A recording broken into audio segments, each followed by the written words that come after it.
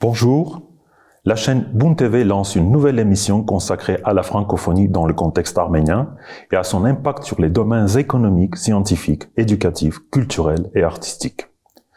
Comment l'Arménie capitalise la francophonie? Quelle est la part de la francophonie dans le développement de l'Arménie? Ce sont les questions que nous allons aborder avec nos invités francophones impliqués dans divers projets de développement. Pour notre toute première émission, nous accueillons sur le plateau de la francophonie à la une le président de la Chambre de commerce d'industrie franco-arménienne, Monsieur Armen Mnatsakanian. Bonjour Armen. Bonjour Armen.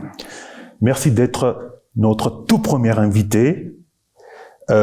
Pour commencer, je voudrais vous poser la question suivante.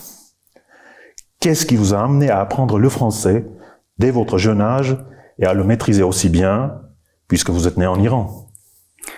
Alors, déjà, je remercie infiniment pour cette invitation. C'est une lourde responsabilité de commencer une première émission, surtout en Arménie, qui est vraiment pour moi un point essentiel et important. La langue française, quelle belle langue, quelle culture riche. Et justement, j'ai cette chance d'arriver en France. Quand j'avais 12 ans, il y avait la guerre entre l'Iran et l'Irak et mes parents, ils ont réussi à avoir un visa et entre guillemets, je suis arrivé en France pour apprendre la langue française et faire mes études en France. Après, j'ai fait des études d'ingénierie et autres, mais c'est justement cette culture française qui m'a imprégné. Et quand on a cette double culture arménieno-française, on ne peut que aimer la langue française parce qu'il y a beaucoup de mots de résonance française qui sont utilisés en arménien, ouais. Et vice-versa aussi. Très bien. Donc, pour vous, la langue française, elle a été en quelque sorte une clé pour ouvrir différentes portes dans votre vie alors, non seulement elle a été une clé, tout à fait, non seulement elle a été une clé, elle a une richesse d'architecture mentale. Quand on fait une phrase, on utilise et on réfléchit pour bien structurer sa phrase, et c'est ce qui m'a permis plus tard dans mon travail au quotidien d'utiliser cette richesse de la culture et de la langue française pour élaborer dans ma profession.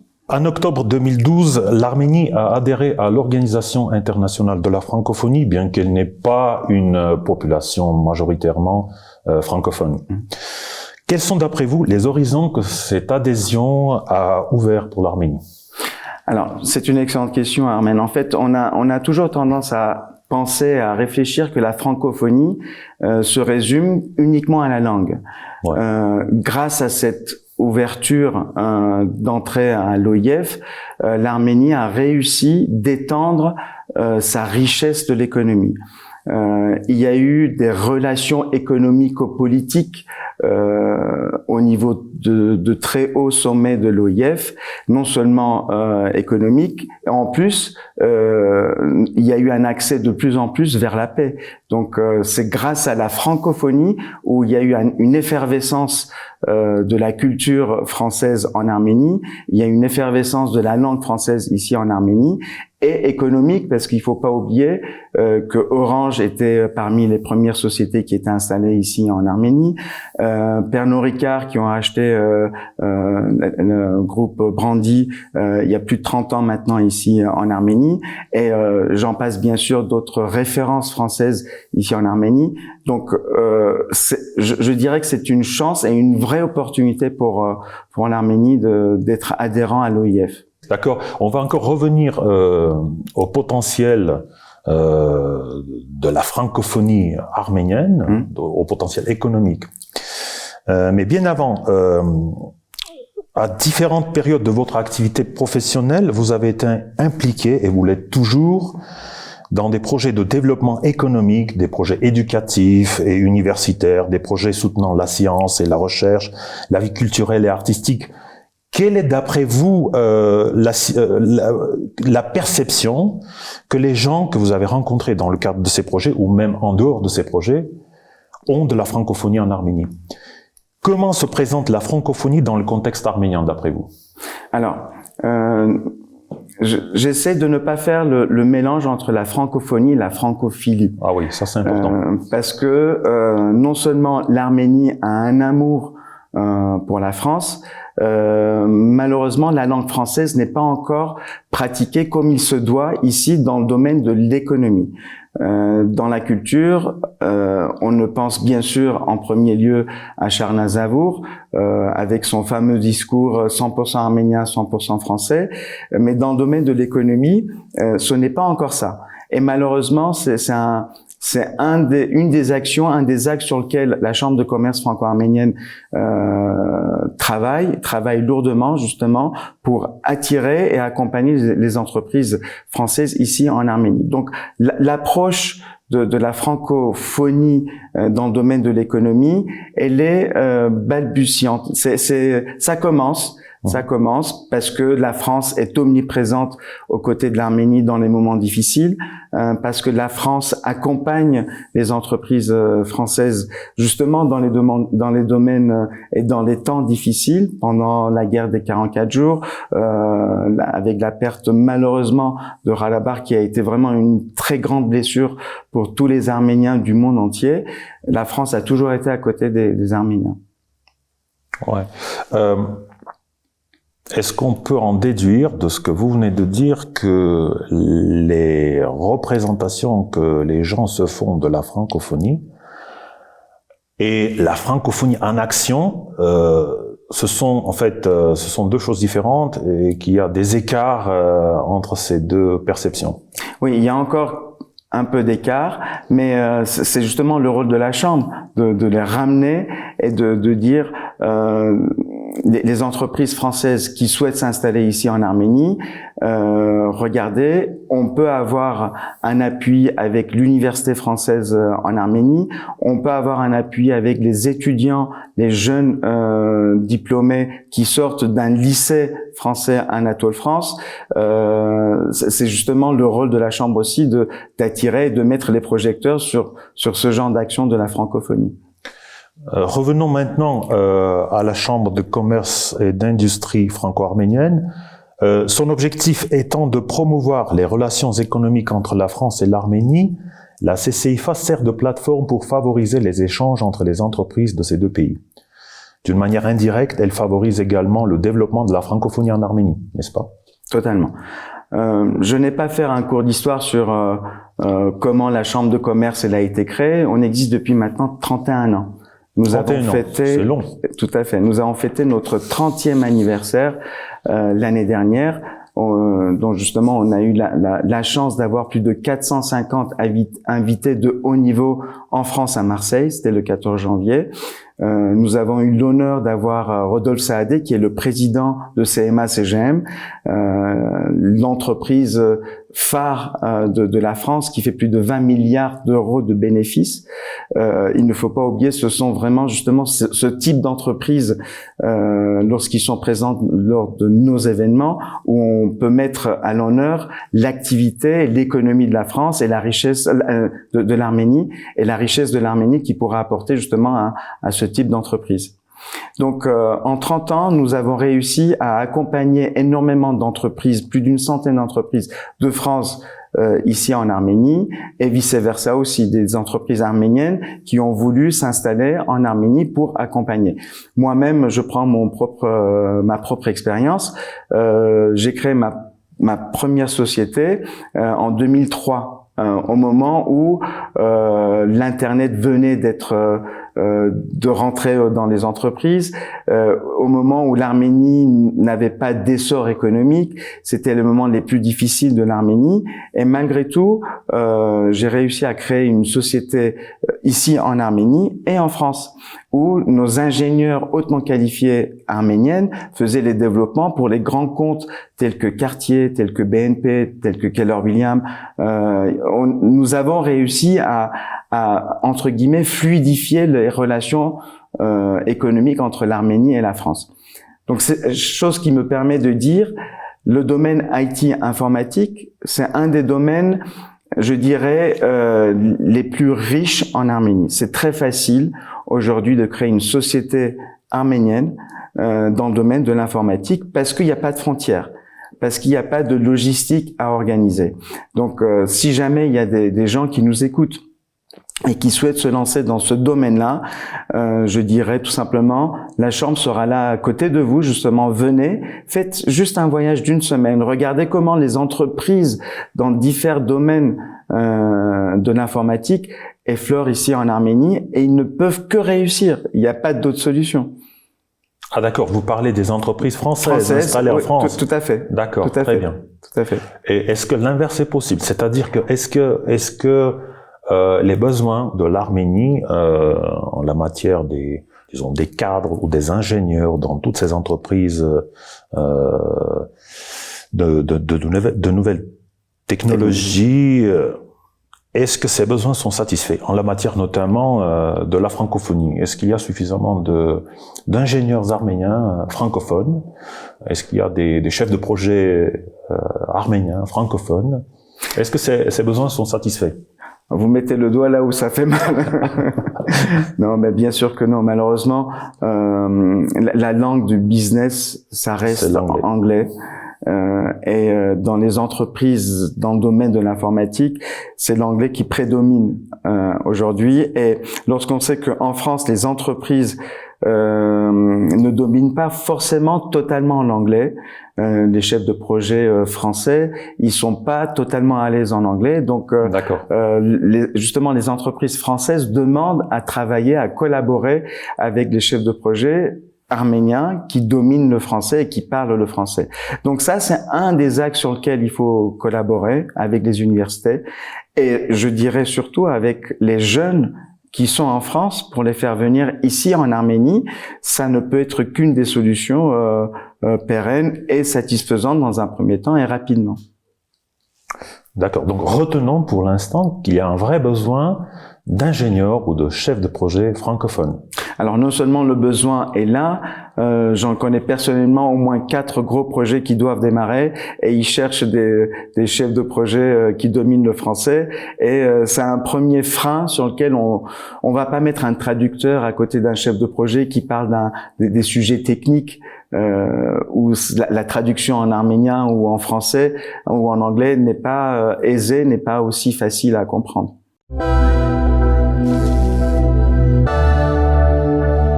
Quels sont à présent les projets les plus importants menés par la CCIFA? Alors, ça fait 2 ans que je suis installé ici en Arménie.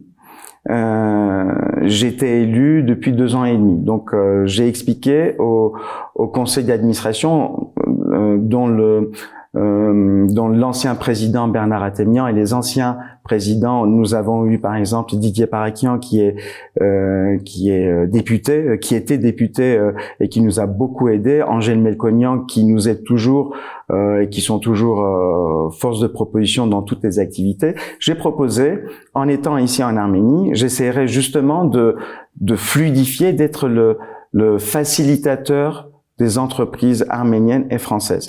Donc en 2 ans, nous avons réussi à entre guillemets, à mettre sur place le premier salon de l'agriculture en France, le salon international de l'agriculture. C'était en 2023 où il y a eu plus de 600 000 personnes qui ont visité le salon, et où on estime plus de 70% sont venus sur le pavillon de l'Arménie.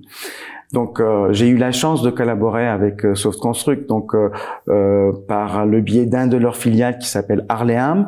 Ils ont accepté de financer justement ce salon, mais c'est un des axes sur lequel je travaille, que la Chambre travaille, c'est pour justement mettre en place les futurs salons de l'agriculture, mais en amenant d'autres sociétés que Arleam. Nous avons réussi à mettre en place le premier concours pour les jeunes entrepreneurs entre 20 et 40 ans d'origine arménienne.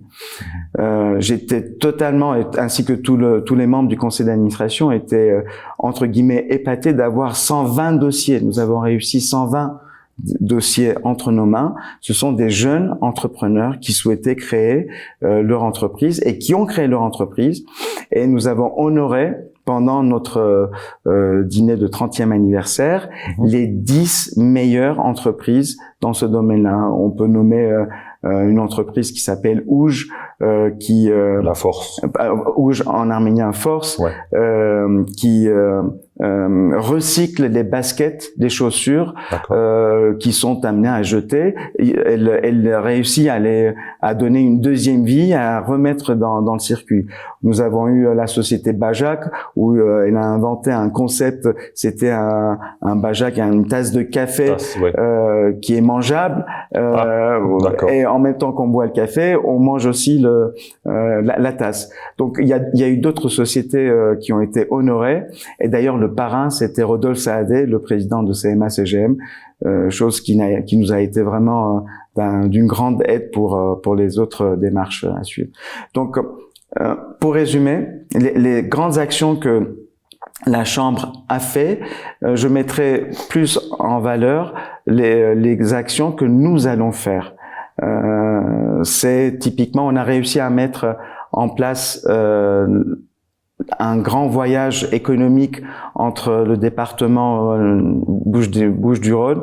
On a réussi à emmener une trentaine de politiciens, Martine Vassal, ainsi que les maires des villes, et une trentaine de chefs d'entreprise basés majoritairement à Marseille, en collaboration avec le Club Top 20. Le Club Top 20, il faut pas oublier que c'est le club le plus en vogue, le plus important de la région PACA, parce que le Club Top 20 rassemble les 100 entreprises qui font plus de 100 millions d'euros de chiffre d'affaires. Et l'entrée à ce club, c'est non seulement très select, c'est quasi le Graal pour atteindre pour les chefs d'entreprise. Ils ont participé à l'organisation. On a eu aussi la chambre de commerce de Aix-en-Provence, Marseille, qui nous a aidés aussi pour ce voyage. Donc en avril 2024, nous avons eu 60 personnes qui ont visité l'Arménie, qui ont visité les entreprises arméniennes, et nous avons réussi à signer plus de 35 millions d'euros de contrats de partenariat. C'est ce que je voulais vous demander. Est-ce qu'il y a eu une suite, est-ce qu'il y a eu des partenariats suite à ces voyages, à ces rencontres? Pour nous, c'était un point d'honneur. C'était faire venir les entreprises, juste faire du guénat, se mettre autour de la table et montrer la beauté de l'Arménie dans le domaine du tourisme. C'était pas suffisant pour la Chambre.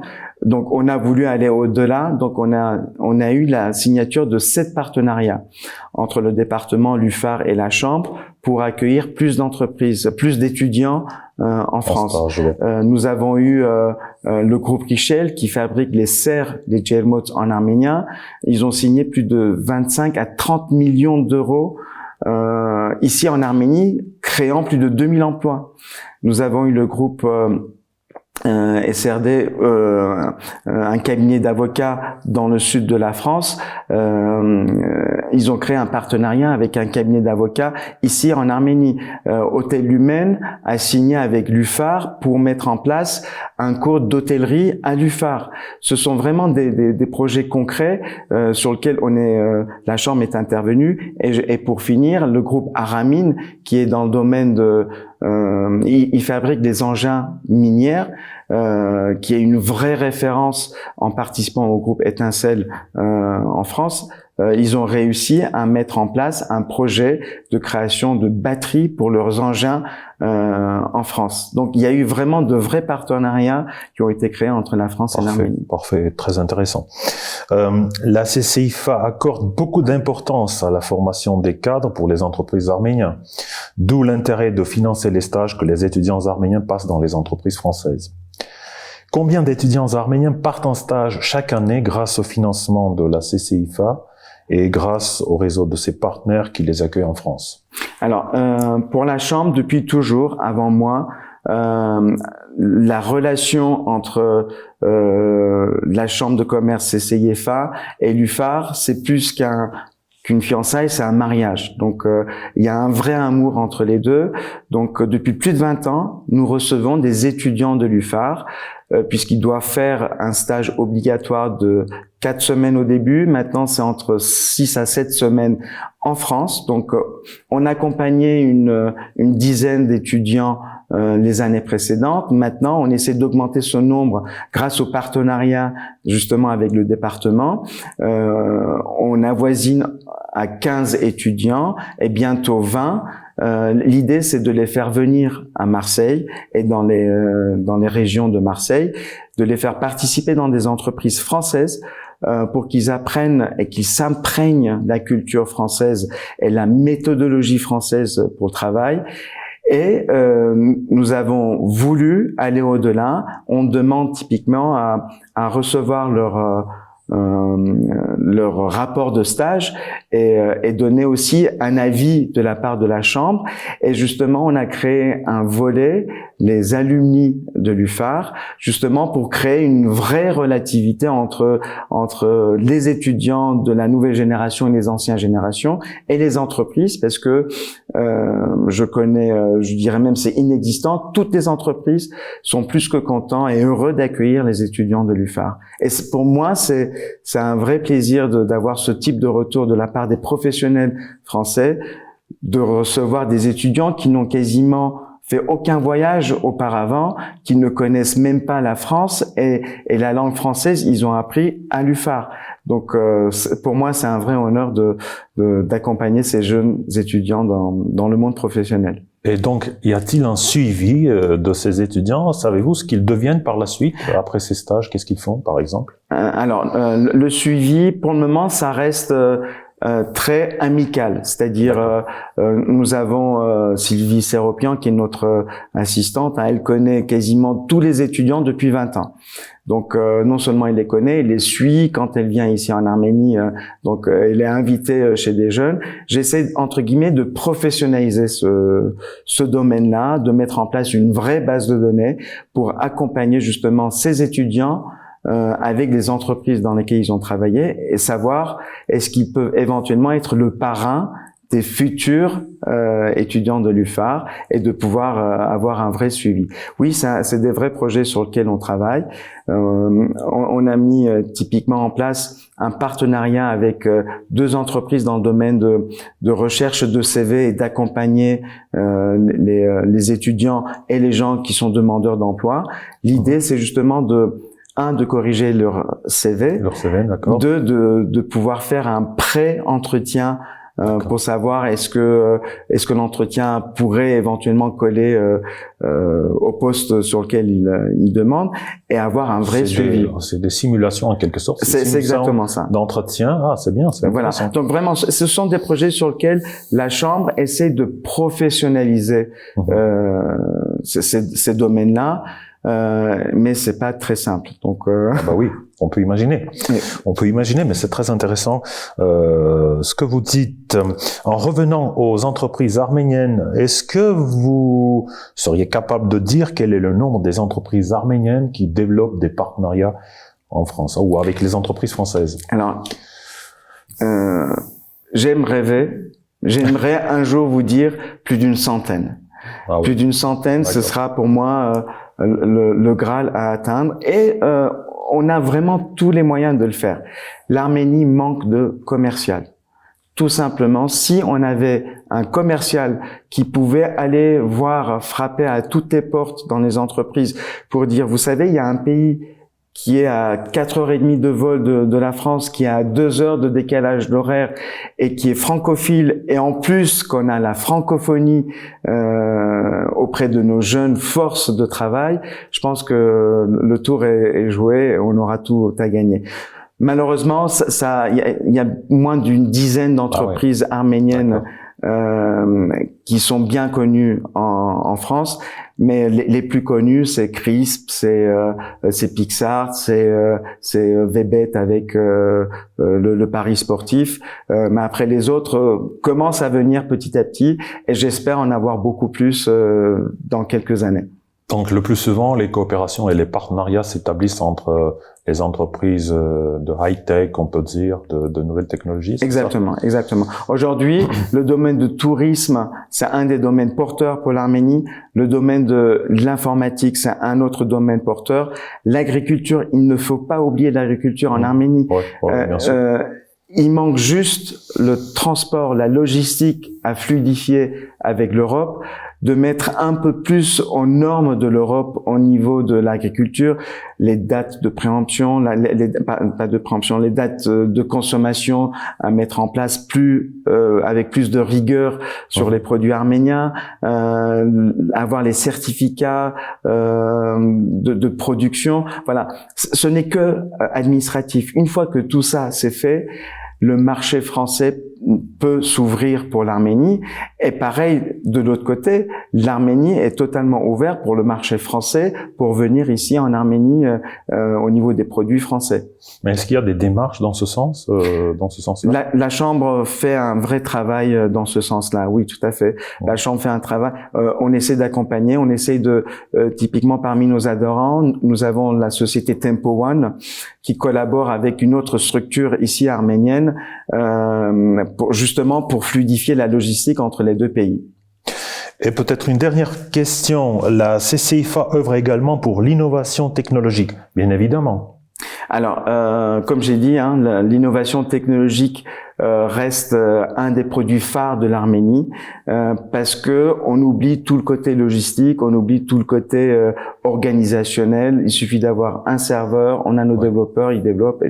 Mais après, la relation doit être plus fluide, l'obtention des visas beaucoup plus fluide entre nos ingénieurs arméniens et nos ingénieurs français. Mais c'est un domaine sur lequel l'Arménie peut que réussir. Armen Mnatsakanian, merci beaucoup. Merci à vous Armen et j'espère vraiment pouvoir œuvrer dans ce sens pour l'Arménie et pour la France.